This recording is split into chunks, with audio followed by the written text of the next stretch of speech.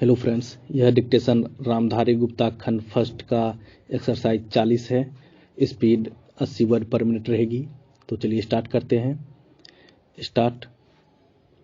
अध्यक्ष महोदय, मैं कहना चाहता हूं कि हर आदमी को यह अधिकार है कि जिसको चाहे वह डाक द्वारा मत भेज सके। ऐसा तो नहीं है कि सभी मत किसी एक अधिकारी के सामने ही इकट्ठा करके भेजे जाते हैं। जहाँ तक इस बिल का संबंध है वह ठीक है।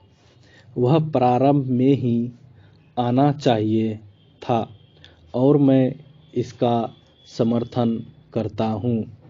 मैं इस सदन के माननीय सदस्यों से भी निवेदन करता हूँ कि इस बिल को वापस कर दिया जाए।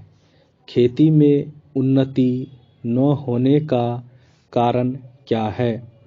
उसका एक कारण यह है कि खेती से संबंधित जितने विभाग हैं उनमें आपस में समन्वय नहीं है।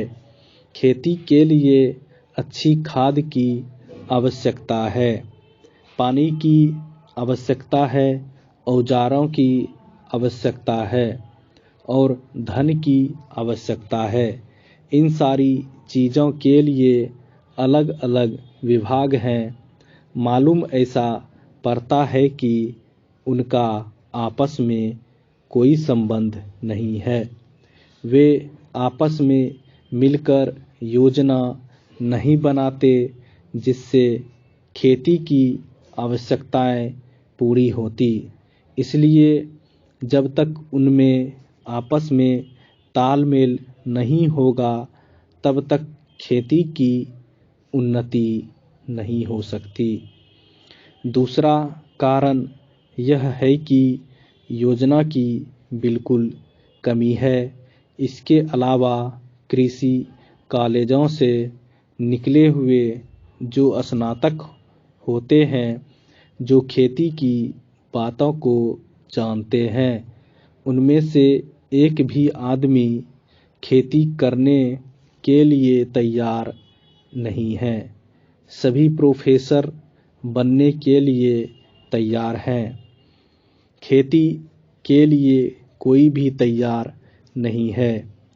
एक बात मैं माननीय मंत्री जी से विशेष रूप से कहना चाहता हूँ कि अधिक उपज न होने का एक कारण यह है कि जो खेत में काम करते हैं वे उसके मालिक नहीं हैं।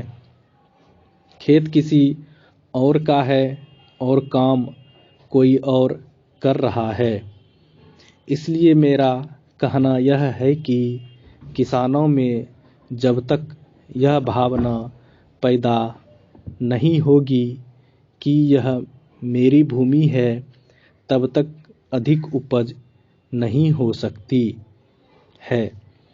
इसलिए इसके लिए आप जब तक भूमि सुधार नहीं करेंगे तब तक कोई बात बनने वाली नहीं है।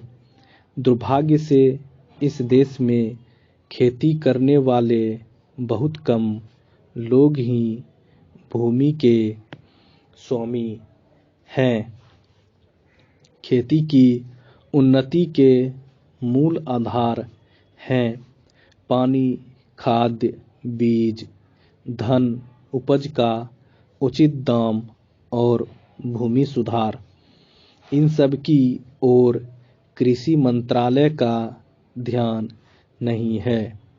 सरकार को प्रत्येक खेत को पानी और हर आदमी को काम देना सुनिश्चित करना चाहिए। स्टॉप।